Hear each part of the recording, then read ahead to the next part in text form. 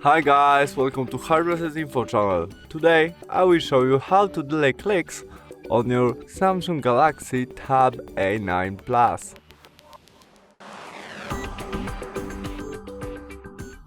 First step to delay clicks on it, we must swipe up and go to the settings.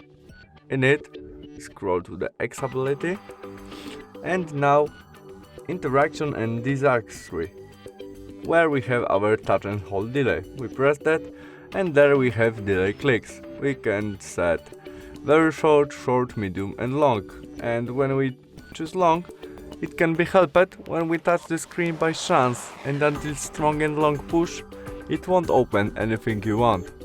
And that's all. Thanks for watching. See you soon. Bye.